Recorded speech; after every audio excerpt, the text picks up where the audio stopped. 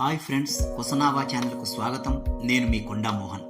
ముందుగా తెలంగాణ అక్కా చెల్లెళ్లకు మరియు దేశ విదేశాల్లో తెలుగు సోదరీమణులందరికీ బతుకమ్మ పండుగ సందర్భంగా నా హృదయపూర్వక శుభాకాంక్షలు. తెలంగాణలో ప్రతి ఊరు, వాడ, చిన్న పెద్ద అని తేడా లేకుండా రంగురంగుల పూలతో బతుకమ్మలు పేర్చి చేతి నిండా గాజులు, నుదుట నిండైన బొట్టుతో మహాలక్ష్ముల వలె తయారై బతుకమ్మలన్నీ ఒక్క దగ్గర పెట్టి బతుకమ్మల చుట్టూ పాటలు పాడుతూ తిరుగుతుంటే చూడడానికి రెండు కళ్ళు సరిపోవంటే అతిశయోక్తి కాదు. మహాకవి దేవులపల్లి కృష్ణశాస్త్రి గారు కృష్ణపక్షం కావ్యంలో ఆకులో ఆకునై, పువ్వులో పువ్వునై అని చెప్పినట్టు రాష్ట్రమంతా బతుకమ్మ సంబరాలతో మేను పులకరిస్తుంది.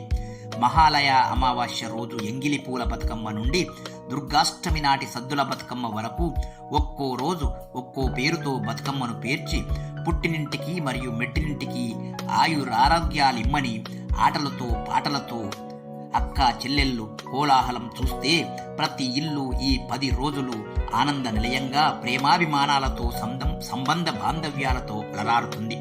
దాదాపు కొన్ని వేల సంవత్సరాల నుండి తెలంగాణలో ఈ బతుకమ్మ పండుగ జరుపుకుంటున్నట్టు ఆధారాలున్నవి.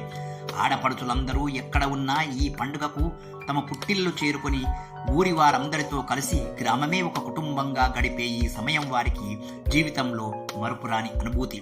ప్రతి ఆడపడుచు ఎప్పుడెప్పుడు వస్తుందా అని ఎదురుచూసే ఒకే ఒక్క పండుగ ఈ బతుకమ్మ పండుగ.